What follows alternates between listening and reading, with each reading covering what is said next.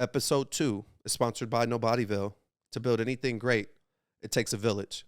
Check out Nobodyville at mbdYVLLE.com.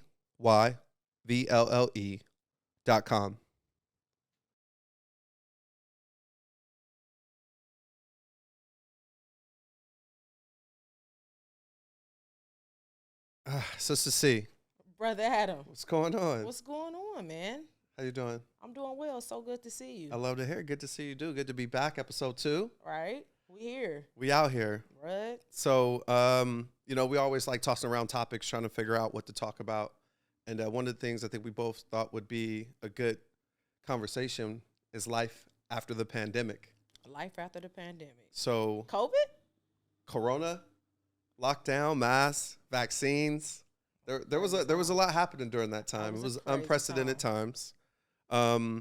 In this conversation, though, one of the things I wanted to do is I wanted to take it from the beginning when we first started to hear about COVID, the middle, we were all in it, lockdown, and then now what life is looking like for us after, right? So one of the things I had shared with you, I was like, when you start to look at some of the news about COVID now and listen to some of the physicians talk about it and these infectious disease specialists, one of the things that a bunch of them keep saying is that COVID's basically like a natural disaster. Like, we live in Cali. We know we get earthquakes. Even though we haven't had one in a long time, Right. we know there will be another one. So with the pandemic, the conversations is not if there will be another one, it's when the next one's coming. Right. So I think it's why this is kind of an important conversation to have, kind of figure out what were the things that we learned during that time. Um, yeah, so let's get this started. In the beginning, I'm gonna tell you when I first started to hear the rumblings of COVID, right? And my story is kind of funny because a lot of things for me are related to sports and hoop or basketball. So I can remember seeing on the news and starting to hear conversations about this new thing in China.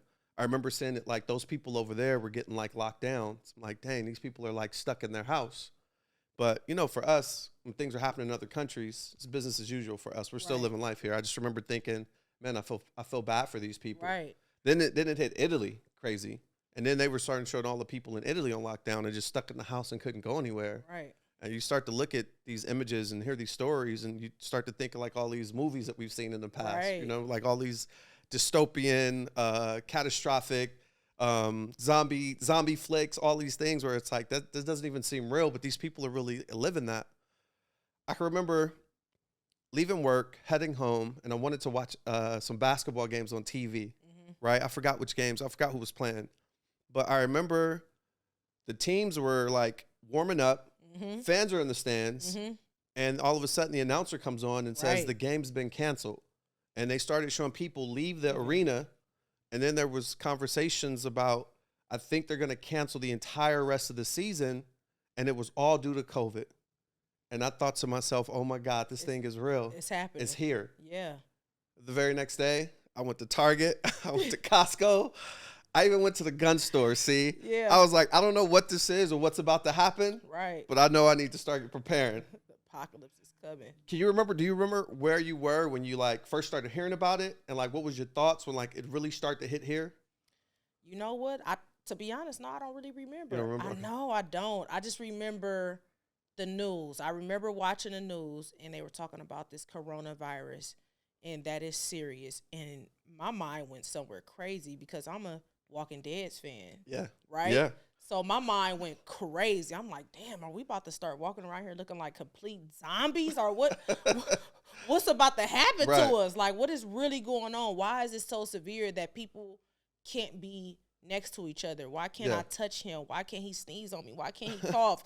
What is really happening? To me, it was scary. Right. It was a scary moment because I just didn't know what was coming, what was to come. And then watching movies and seeing how some of these movies show people transform to other things, right? Mutate. Listen, I didn't know. I think we all had all these just random thoughts because it was just this new thing and it was this unknown. There was so much unknown about it. During that time too, the thing that I feel even now that makes it so difficult is that we're not able to just turn on the news and get information anymore, right? No, I was just talking about that. It doesn't matter like what news outlet you watch. It seems like right now there's always somebody's like biased in opinion instead of it just being here's the information. You know what I mean? Exactly. Plus we have social media, right? And we're all guilty of it. Like I'm not gonna pretend like I don't get news from social media. Right. So I could hear it online or read it online, hear it on the news outlets, but then I'm also looking at social media. So we have all these things kind of feeding us information and misinformation. Right. And it was hard to know what was real and what wasn't. Do you remember that time? Like, so just trying to find out what this thing is, it was like, I don't know. Not believing the fact that I just didn't see us shutting down. Right. I didn't see the United States of America shutting down. Yeah. No way. No way would they be shutting us down. Meaning we can't go to restaurants, stores, kids, basketball games, football games, going to work. Right. Going to the hospital when you need to, like completely shutting down. I didn't see that. I was like, no way that this is happening. Right. No, I don't believe it. So then it happened. And then it happened. So and that was mind blowing. That was mind blowing. Okay. I didn't see it coming. I just didn't. I saw it like we keep hearing it. Yeah. You know, like some of the current events that's happening now. It's things are happening. And now what COVID did was put me in a mind state that, damn, maybe I should start believing maybe. Okay. What our government is trying to tell us, because they tell us things, but they don't. And that was one of my things with our government right now is that they put so many outlets out here. And it's not like that it's officially coming from our government saying, hey, this is what's happening, Americans. Yeah. We have to get what you said earlier. We get our news from the Shade Room. Oh, yeah. Social media. All these different sorts of outlets that we get our news from. Our news isn't coming from our government saying, hey, this is what's happening. Right. This is what you need to be prepared for. It's all the little rumors. Right. Right? So when you know rumors, either you're going to believe them or you're not. Only time you're going to believe a rumor is if you know the facts of it. Like, somebody told me this and you trust him and you know that he telling you the truth and because he got it from him. Listen how that sound already. That already sound like a mess. Right. Right? So people tend not to listen to rumors. They don't believe rumors. That rumor came out to be true. Exactly. You know? And so going back. sucks. So going back, right? So now we're at, okay, we're starting to see COVID cases here. The hospitals are starting to fill up. People are getting sick. And now it's the restaurants are shut down. I can remember people being combative and fighting back, so to speak, because like you said, some people didn't want to believe it. The one thing that like really blew my mind though is like, I can remember Los Angeles being locked down, but I got a bunch of people that live in Orange County. They were still open and living live. So I would be like, I would see people on social media out at the restaurants in Orange County, which is just a 30-minute drive, but everybody in LA is locked down, can't do anything. And I'm like, again, okay, so what is this then? Like, how come it's okay for them to do it, but over here it's like they can't do anything? And everyone, well, the numbers in the cases in Los Angeles are higher than Orange County. I'm like, bro, this is a 30-minute drive. You're telling me these people ain't gonna get sick over here? Yeah. So that was one thing. The other thing too with the information is that all of a sudden COVID-19 went from like this medical thing to now a political thing. And that made it hard because depending on, you know, what political party you identified with, you had very strong beliefs about what this thing is. And I was like, why is this a politic thing now? Like, why is this a political thing? This is having to deal with health. We should only be hearing from like the CDC and public health officials. And like the politician voices seem to be the loudest during that time. Absolutely. So when it really got real for us, because again, our backstory is like we're co-workers and we work together. All of a sudden, they started tweaking the work schedule at our job and telling us, hey, like, you guys can't be around each other.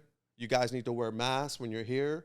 And we're switching the schedule so we have less exposure here. So you guys are going to work for a week and be off for a week.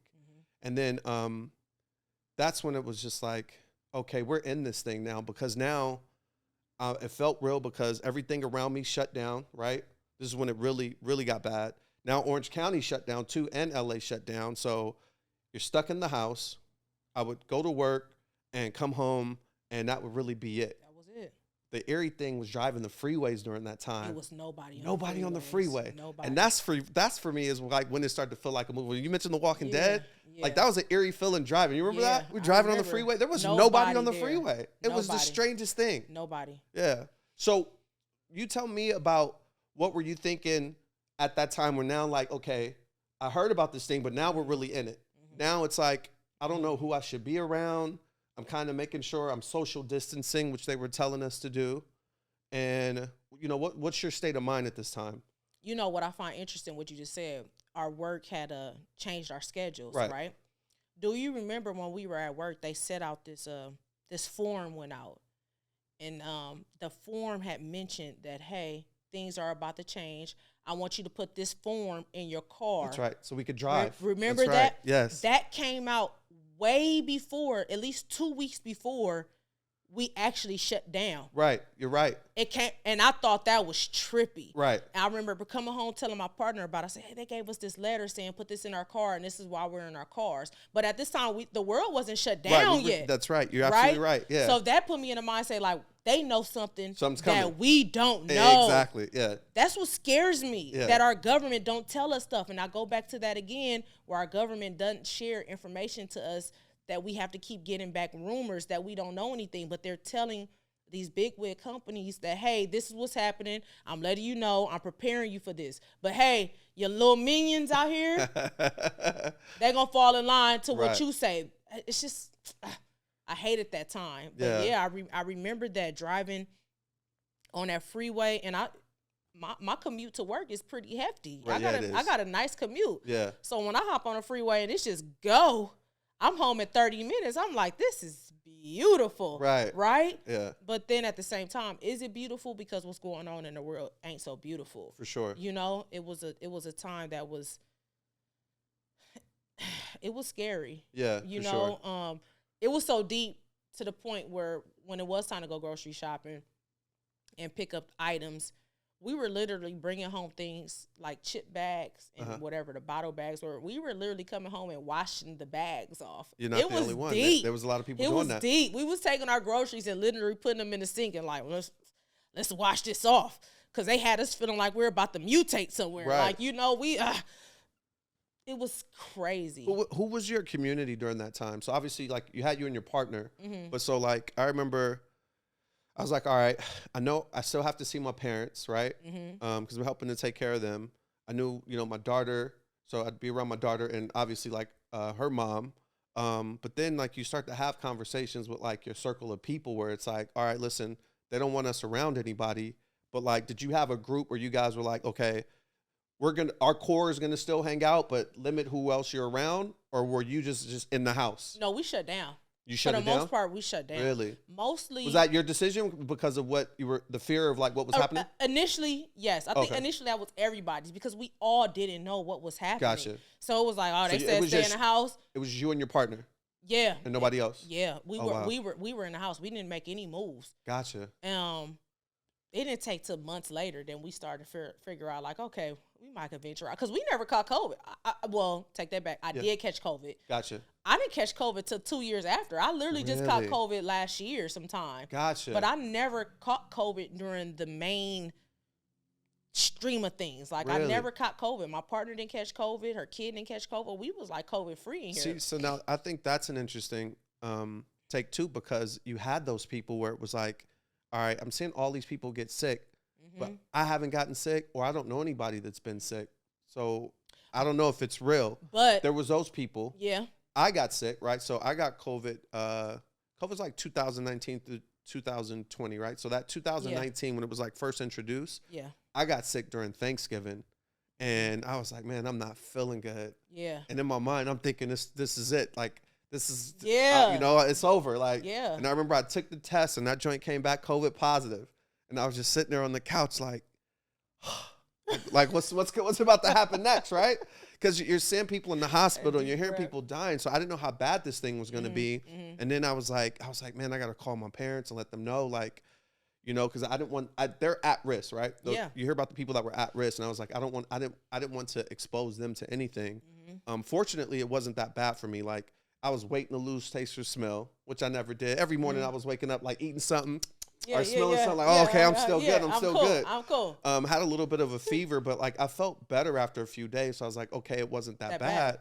But then there was a lot of people like you where it's like, I'm good. Like, yeah, I felt good. Yeah. I didn't catch COVID for, like I said, for a while, but there were people around me who was catching COVID, sure. you know? So it was that point on one hand, it's like, okay, COVID is real, right, because we have people out here who are actually getting sick from COVID and actually losing their lives. You know what I'm saying? I had a family member who lost their father because of COVID, and that was really close. You know what I mean? Like, damn, that's close to home. That's real. Yeah. That's not made up. That's not fake. That's real. That actually happened. So that put me in a mind state like, damn, okay, all right, we do need to move a little differently out here. You know, and then to actually go to the hospital, my mom had got sick at one time. She didn't have COVID, but she had got sick. And I literally had to go to the hospital because I wasn't going to leave moms at the hospital. Like, I'm going to this hospital. I don't give a damn how much COVID around here. Yeah. I'm going up to this hospital. Right. And in the hallway, I kid you not, I will never forget it. I'm not going to bust out the hospital, but walking in the hallway of this hospital, you got all the rooms in the ER. They're all filled. Dang. But in this hallway, there are beds lined up along each side of the hallways of people in these beds, because you can't get in the room because the room's are already full. They're getting treated for whatever they're getting treated for. Yeah. On the other hand, and then you got these people in the hallway who still need to get treated. My mom was one of the ones in the hallway, right? And I'm standing with my mom in the hallway, on top of all the people that were in the waiting room, right? It was trippy. Yeah. And they didn't even want me in the hallway. I wasn't even allowed to be in the hallway. Right. But sometimes I could get a little some type of way, and I'm like, hey, I need to go get my mama keys. Yeah. Like, I need her keys. I need to let me back here. I need to know what's going on with my mom. For sure. And she wasn't even there for COVID. She was there for something else. Yeah. But just to see all those people made it more real for you. It made it even more real in that time. One of the incidents that happened that made it more real for us is like we lost our foreman during that time, right?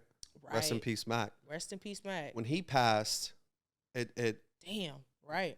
It made me take another look or take another level of taking this more serious, because at that point, I didn't know anybody that died from it. But now it's like I know someone personally, like you said, right? That I had a relationship with that passed. So then I started to be even more cautious about. I remember calling my parents and letting them know, like, listen, like, you know, people at our job are getting sick and pass. Like, I'm just going to limit the time I'm over there now. Like, I'm going to try not to come over as much. I remember, like, in the beginning, too, my gym was still open. So they shut down all the gyms. And I was going to, like, just like a one-off gym, a little personal gym. And the guys that owned it, they were having us, like, sneak through the back to get workouts in. Yeah. And I needed that because I was like, man, it was helping me keep my sanity. But then after that, I was like, all right, I'm not going to the gym anymore because, like, this is like a real thing. Right. You know what I mean? So that was happening. The thing that was interesting, too, was the mask policy. I didn't like the way people were, like, reacting. Some people wear the mask. I'm not wearing a mask. It's violating my civil liberties or civil right or rights or whatever.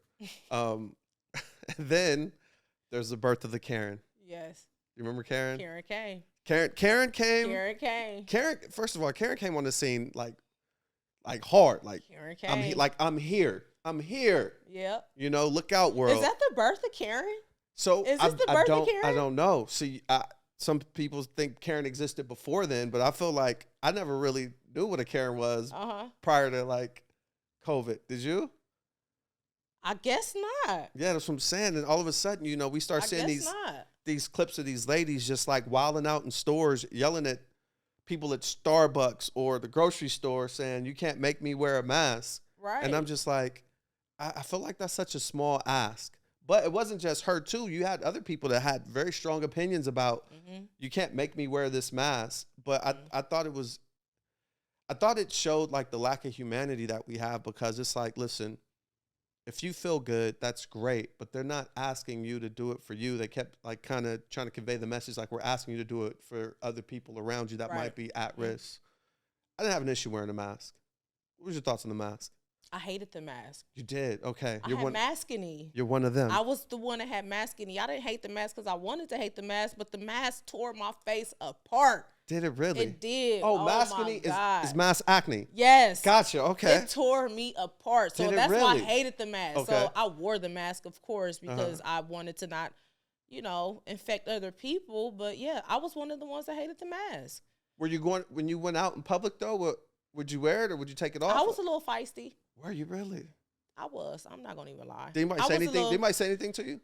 Cause I knew I wasn't sick. Yeah. That was the thing. Like, I knew I wasn't sick. I knew that if I was sick, then I would stay myself at home. I wouldn't come out. I would handle myself how I need to be handled. I'll tuck away and handle my illness at that moment. Okay. But I knew when I was going out that I didn't have it. So I was the type that I would have my mask and I'll wear it under my chin for as long as I could until it was time for me to go in. Then I'll do the whole... I'll lift it up, and then I'll go into the establishment. Gotcha. But I felt like that a lot of people out there who were... So now we're fast-forwarding a little bit. Yeah. Because now with the mask, now we're okay saying we could go outside. The government's telling us, hey, we could go outside, but you just have to wear a mask. Right. Because if you're that scared and you're that sick, then you need to stay at home. Yeah. It's not even a reason why you should even be coming outside if you're sick. You know what I mean? Gotcha. Why are you coming outside? You sick. What are you doing? You shouldn't be at the restaurant if you're sick. You shouldn't be at a public place. You're feeling like the people that were wearing the mask were just the sick people? Is that what you're saying? No, they were trying to tell us to wear the mask to stop the spread of the virus, right? I felt like if you had the virus, of course, later findings that sometimes the virus was in you before you even knew that you had it, right? But that was part of wearing the mask to stop spreading it. I was just an anti-masker. Gotcha. At the end of the day, it's not even an excuse that I'm going to try to make to the world that I wore the mask when it was necessary, but I hated the mask. I had some feelings about the anti-maskers. I wasn't my feelings about it, but it's okay. Again, I wasn't too deep in my feels, but I was just like, man, this is just a simple ask. Like, why can't you do this? And why is it such a big deal? Because you had those people that were like anti-maskers and then also like, accosting people that had the mask on or telling them, hey, why are you wearing that? It's stupid. Take it off. It's like, bro, if you don't want to wear it, cool. But if the people that want to wear it, like, let them rock it. Yeah. It shouldn't be bothering you, right? Speaking of mask, now we have a vaccine for you guys. So you have the anti-masker and the mask, but now we have the vaccines and the anti-vaccines. Now, I got the jab. Here we go again. I got the jab. You got the vaccine? I did. See? I got the jab. I didn't get any boosters because I was just like, I don't know if I really need this once I got the vaccine. You thought the vaccine was going to be enough. Why do you feel like they kept releasing boosters? Again, I still, to this day, I don't know what to believe. I don't know if taking that vaccine was even the right move, right? Like, I get why people were reluctant to take it, and I get why some people were, like, so adamant about taking it. Here we go with information and misinformation again, though, right? All this new information is coming out. We have this vaccine. It's going to help everything. But then you're also hearing information about, hey, they just released this drug, but it didn't go through all the protocols that you're supposed to when introducing a new drug to the market. So we're sitting there and we're all trying to figure out, do we take this thing or not? But where did you feel like you got good information from? I didn't. I never felt like I got any information. Is that why you chose not to take it? That is exactly why I chose not to take it. What information did you get where you felt like you needed to take it? Okay. I'm gonna try to tell you what my mindset was at that time, right? I was like, okay, they have this vaccine.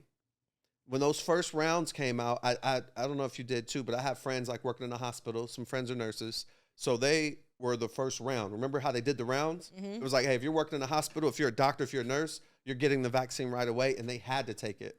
So I had friends that took it, and I was like, okay, I'm gonna just watch how they respond to it, or if they have a bad response. And just, I kept checking in with them. I was like, hey, you just got jabbed. How you feeling? Like, do you feel weird? Is there anything going on? They were like, no, I'm cool. I was like, what about your coworkers? Your coworkers that got jabbed, how are they? Yeah. How they responded to it? So you felt like you were doing your due diligence by checking in with people to see how they felt. Right. But that's not really how vaccines work. It's not how vaccines work. So they got it, and then they were like, all right, we're going to go into like the nursing homes and start giving it to the old people too. So I'm just like, I'm going to watch these first few rounds take place and then see how people respond to it. Yeah. And then the last thing that really kind of like sold me is that I heard, I forgot what it was. I don't know if it was like a news report or watching social media or somebody having a debate. And somebody said something that made sense to me, because I like to think that I'm a pretty like pragmatic guy. Like, I think practically. Some person was like, listen, we've been going to the doctors our entire life. And I was like, that's true statement, right? If I'm feeling sick or something's going on, they prescribe us medication. We take it because we're trusting that they know their job and they're prescribing us something that's going to make us feel better. Yeah. When that happens, I don't go and research the drug or find out if it's passed all these like tests along the way or if it's FDA assured. Are you really? Do you? I do, actually. So you go to the doctor, you're feeling sick, they prescribe you something. Yes. You go home and actually research? I do. I do not take medication just because they prescribed it to me. Because a lot of medications have side effects, right? Yeah. How many times have you been looking at TV years ago? Oh, yeah. And after they say, hey, take this, it's going to help with this. And then at the end, it'd be like, you might die. Exactly. You might not have a right leg. Right? Right. How many times have you heard that? So in my mind, I think about those things all the time when I prescribed anything. It's been plenty of medications that I've been prescribed at the doctor. And once I read on them, I haven't taken them. Even though it was going to help a particular illness that I may have been going through. I promise you.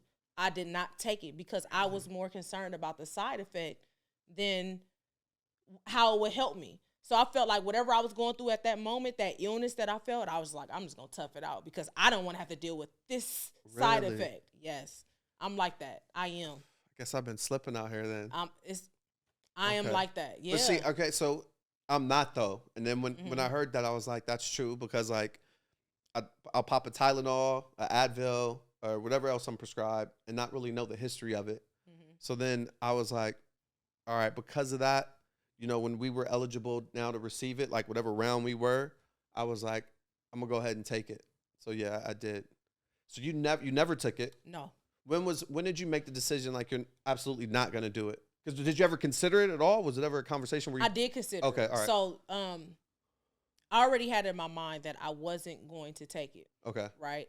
Just how medications work and the medicinal world, I just didn't believe it. Like, I just felt like, to me, I felt like, damn, they pushing this out too fast. Yeah. I just felt like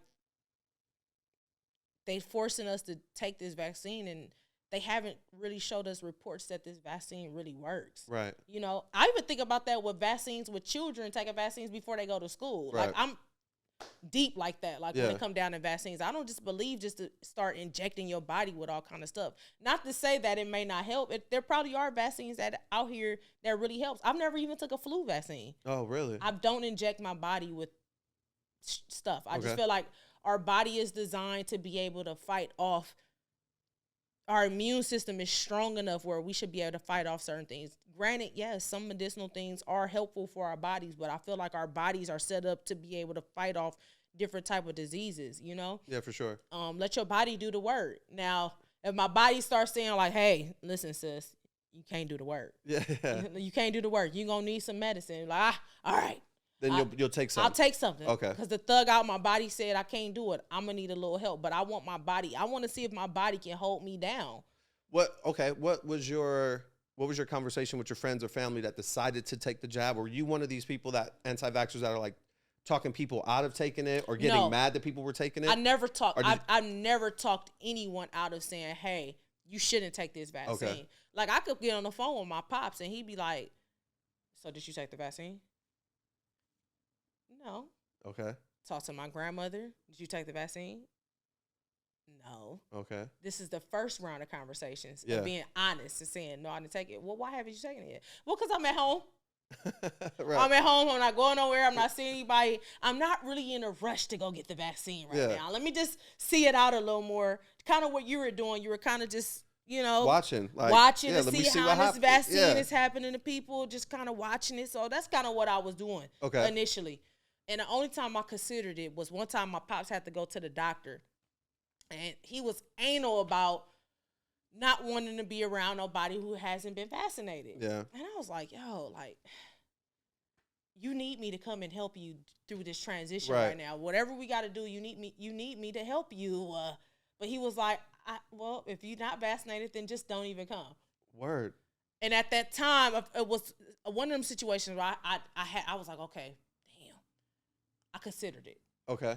I was like, damn, me to be able to go and help him for this moment, let me just go get vaccinated so I could show up and help him.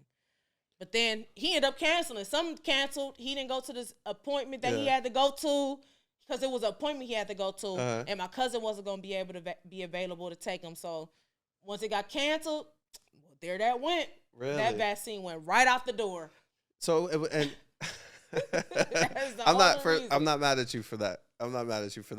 It was a weird time though, because it felt like, again, that was another thing that all of a sudden like people were really divided on, but it became such a point of contention that people were like in the streets having arguments or, organizing protests for just vaccines. Mm-hmm. And it was like, to me, it wasn't that serious. I was very much of the mindset that like, hey, for example, like, you're C, you own your body. You should be able to do what you want because that's your body. If you're feeling like I don't want to inject this thing, I didn't have an issue with that. I should have that right. But I didn't like that people who were vaccinated started treating non-vaxxers as if they were some type of like criminal. Did you see people not criminal? Okay. I don't think it, because I was an anti-vaxxer, so I don't feel like I was looking at people like they were criminals, but. No, were people that got vaccinated looking at you were like you were some type of criminal. Okay. Yeah. Yeah.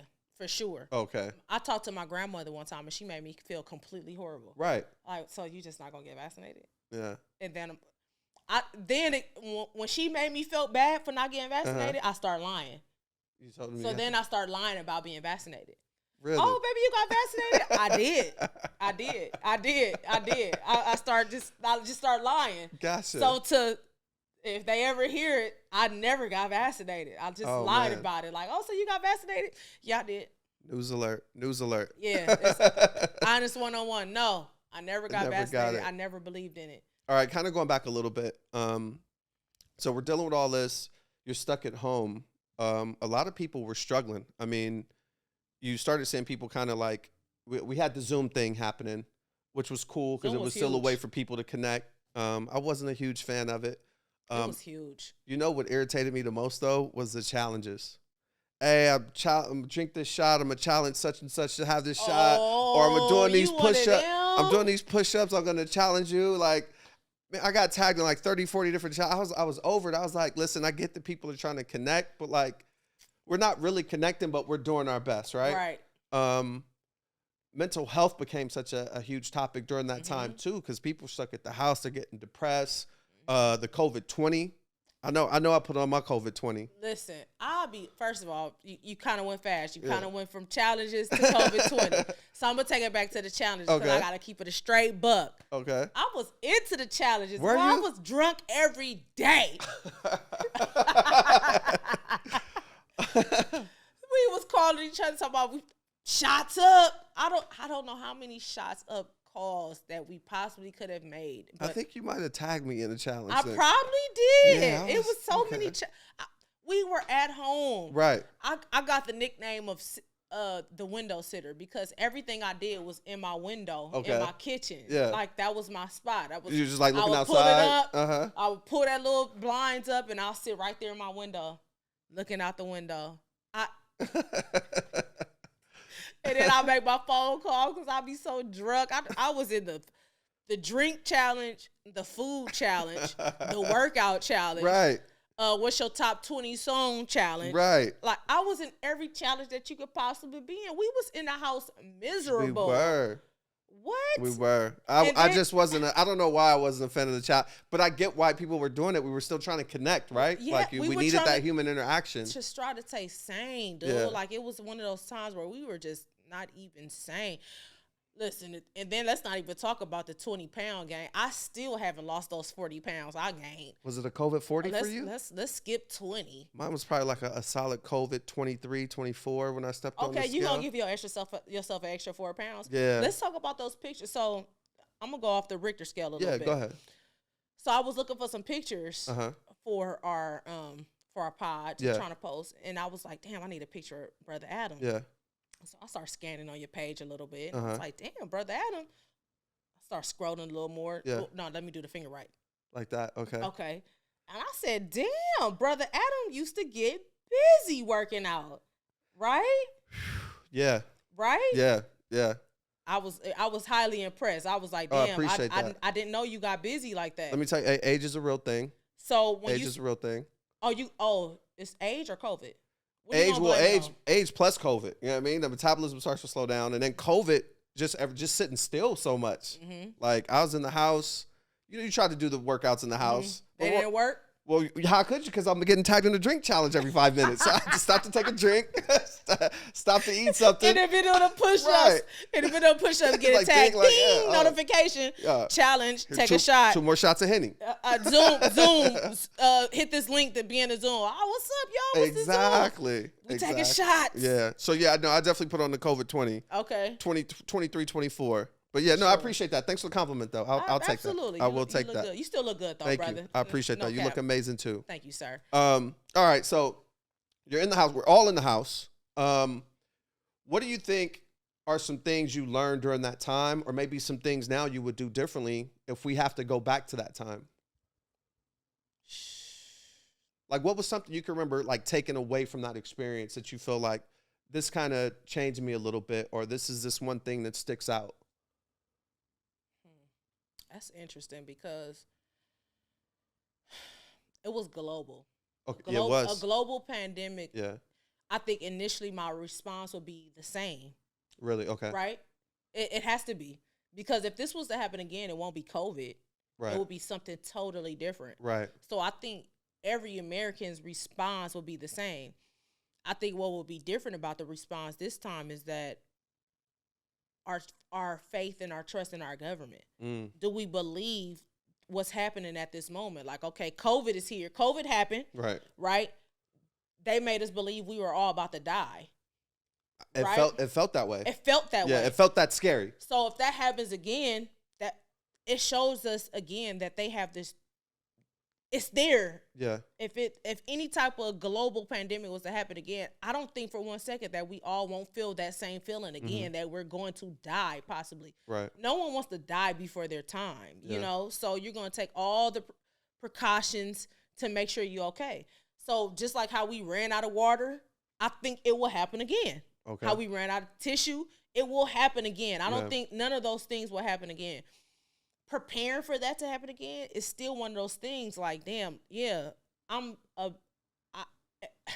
want to go buy 5 packs of water right now. Right. I do. Yeah. Inflation is crazy. Right. So I'm not about to go buy 5 packs of water right now because I know it's some there at the store where I could go grab it. Right. But should I have 5 packs of water in my house right now? Why did people feel like they needed so much toilet paper? No one knows. Like, why did people feel like they needed so much toilet paper? Like, you feel like you need toilet paper. That of all things, you need to stock up. Well, we need to be able to wipe our areas. Right. But ultimately, when it comes down to thinking about COVID, it made me think about the money side of things. Okay. I'm on the money side of it. Hey, listen, COVID definitely like highlighted like the rich experience and the poor experience in our country, and the inequities in like our healthcare system. I felt like rich or wealthy people had a very different lockdown experience than poor people. And the poor people were like having trouble during that time, like really having trouble. So it's interesting that you said money, but I'm sorry, let me let you finish your thought though. When you say money, what were you thinking? I realized how big social media was. Okay. Right? And I say that because social media became a huge platform for all of us. It did. Right? It did. Social media been a huge platform. It's been a huge platform. But I would make the argument too that the pandemic made it bigger. Right. Yeah. And I was unaware how much money you can make on social media. Oh, gotcha. Like, it's money to be made on social media that so many people don't even know about. Right. Still to this day, people don't know.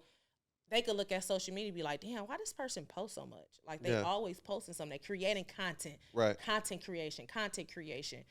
They creating content creation because they're getting paid for it. That's true. Right? Yeah. I didn't even realize that was a lane. Not only that, it just made me realize how our work was affected. How they told us that we can only be at work these particular amount of days. Right. So in these other days, like, well, what can I be doing? I could go make more money. This is true. I could have my own business and making money, even though during the pandemic, people weren't spending much money. But I think during the pandemic, people started to realize, well, damn, what can I be doing for myself other than just sitting here? They told me I can't go to work. But on the other hand, I want to do something. I genuinely want to do something, right? Episode 2 is sponsored by Nobodyville. To build anything great, it takes a village. Check out Nobodyville at nbdyvlle.com.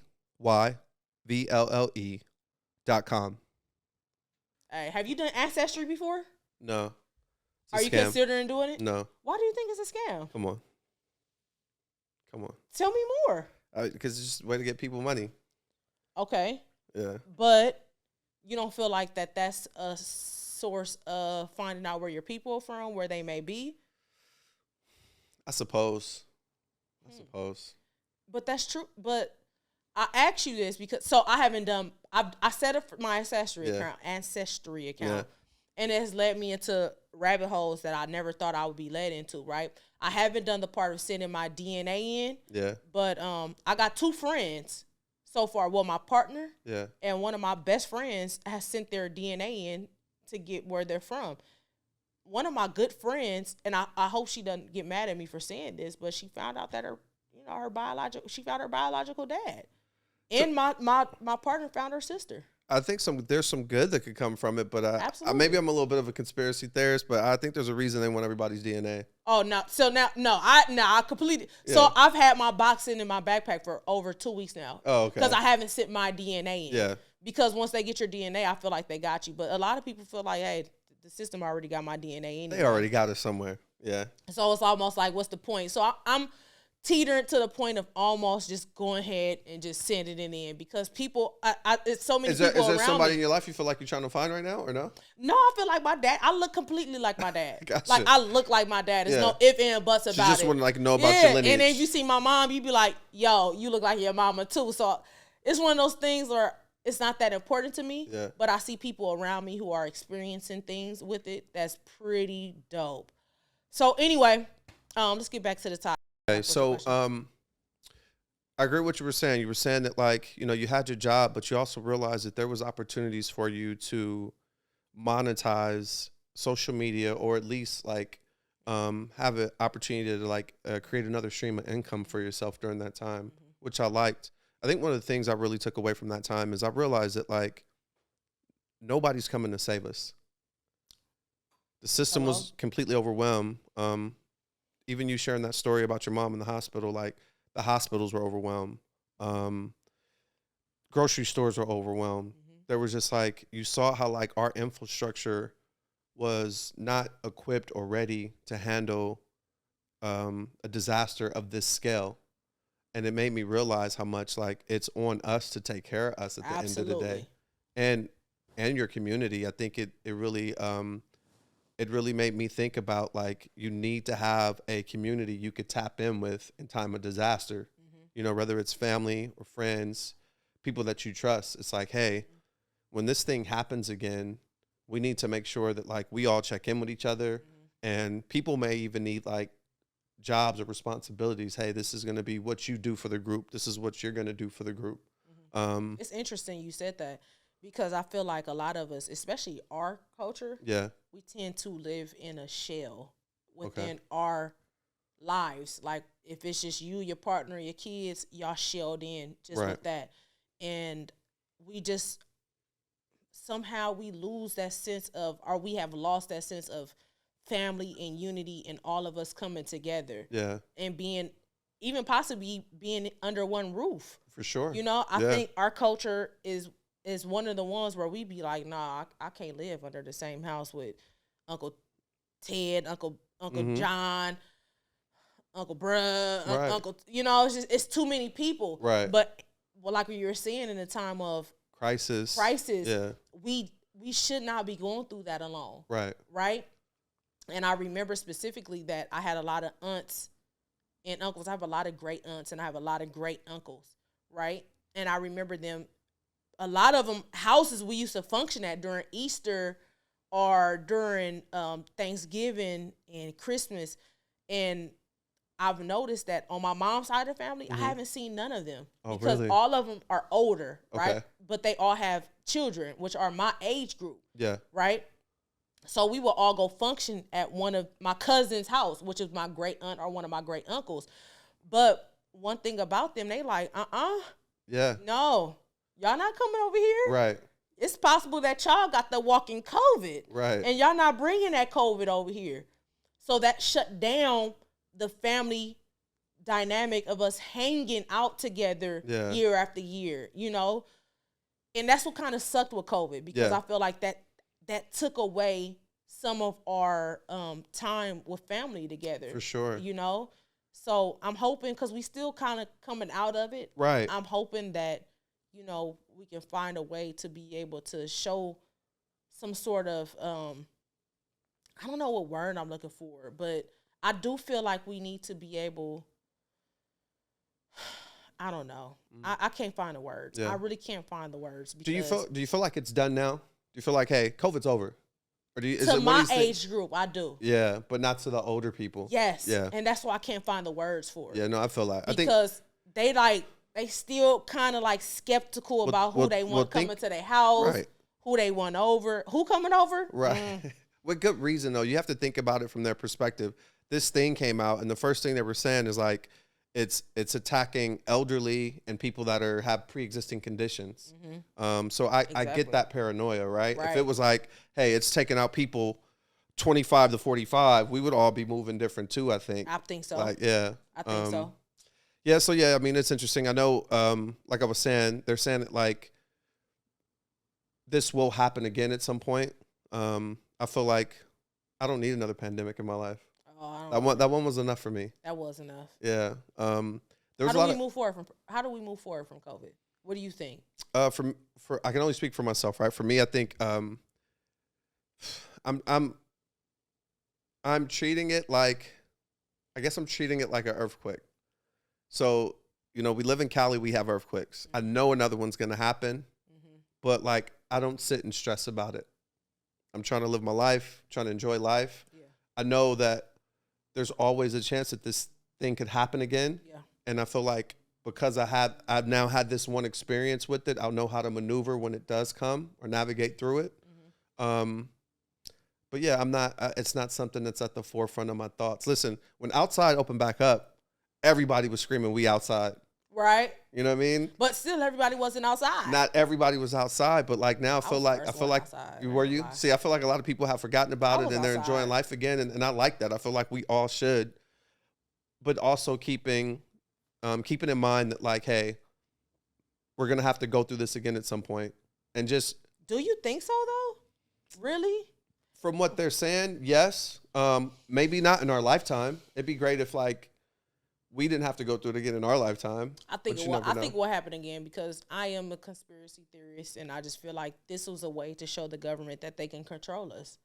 I feel like this was a way that they highlighted to say that, oh yeah, we can shut this world down and have all these people sitting down, stuck in a house, not making any moves, so they can make.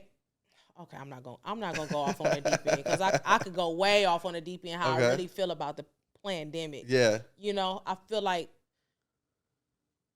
I'm not gonna go there, but I just feel like it's possible. It can happen, they proved it, because we all set our asses down. But I think it's another majority of people who be like, "This is some BS. I don't believe it." I think it'll be more people against it if it were to happen again. Yes. Yeah, I could see that. I could see people like, "No, I'm not doing this again." Yeah. I think ultimately what this did for me was turn me more into it put my mind state into like hustling. I love that. You know, I love ways that. to different ways I can make money. Because I know it's plenty of people out there who try to figure out like, well, damn, they shut our work down. They said we couldn't work. We needed more money. So all of us collectively started to try. Well, I ain't gonna say all of us, but I feel like a collective amount try to figure out how we can make money on our own. Yeah. I think at one point we all became stockers. Like we all felt like we were stockbrokers. Like we can all. Oh, yeah, for like, sure. I was like, I thought you meant like stalker. Like no, not stalker. Okay. No, stalkers. Like we all felt like we were stockbrokers at one time. Like, okay, so how much money should I invest in? Right. And this, what was it? What was the main one? Microsoft, Apple. Bitcoin. Yeah. Bitcoin was huge. Yeah. You know, we all felt like, oh, how much money I need to put over here? Then GameStop had that big phenomenon. AMC, we all were just dropping money. So I did it. I got caught up in that hype too, and immediately was like, oh, well, this is serious. Yeah. This is like gambling. Right. And I am not the gambler. You took an L? I took a win first. Okay. And then I took an L. Gotcha. Then I took another L. And then I started to be like, you know what? This is not for me. Because one thing about the stock market, you have to watch it every day. Yeah. You have to watch it. If you're not actively watching it, or you've lined your portfolio up in a way where you don't have to watch it. Yeah. You know, you have to be good enough to be able to put your portfolio in that type of state where you can just let it work for itself. Yeah. I was not that person. You're not. No. You're not her. No, okay. I'm not. And how Homer backed out of them bushes. Just like that. Y'all can have this. Gotcha. Y'all can have this. I think financial literacy was definitely a thing during that time. Absolutely. Which I loved actually. I love that. I love that impact that it had and letting people know. I know for myself, my testimony was like I realized at that point that like I was more financially illiterate than I was literate. There's so much I didn't know. Mm-hmm. And I'm continuing down that journey. But yeah, no, I guess we'll all kind of see what we're going to do when it comes back. Just know I'm going to check in with you. All right. If it were to come back, you're one of those people I'm going to call and be like, "See, you good? You need anything?" Yeah. Like you could be part of that community. Yeah. Yeah. I appreciate that, brother. I'll check in on YouTube. Please do. I will. I'm gonna need that. All right. I'm gonna need that. So what would you tell our listeners right now? What would you tell your listeners right now? What have you learned post-COVID? How would you move forward post-COVID? Really, it's making sure you stay tapped in with your community, take care of your people, take care of your loved ones, and just know that like, hey, this thing could happen again. Whatever your experience was last time that you didn't like, just be ready to make those changes when it comes back around, hopefully. Mm-hmm. But for me, I think the biggest thing is really just community. Like have your people in place and make sure like, hey, the next time there's some type of disaster, because like you said, maybe it's not COVID, maybe it's something different. Mm-hmm. Like you need it. You can't move alone and get the same and be as productive as you can if you have a solid group of people. And that's what most things in life. Mm-hmm. But definitely during times of like crisis and disaster, you need a community. Yeah. I agree to that. Yeah. I agree to that. All right. We're going. It's been signed, sealed. Yeah. Community is key. Community is key. Well, look, man, thank you guys for tuning in again. Please subscribe, listen, share. Feedback. Subscribe, listen, share. Feedback is always needed, always welcome. We share a lot of our thoughts, but if there's things you disagree with, things that maybe we got wrong, let us know. Yeah. Tell us how you feel about that COVID. Tell us how you feel about post-COVID. Tell us how you feel. Yeah. Let's talk about it in the chat. All right, we out of here. Appreciate you. Let's go. Next time on Just Two Scorpios.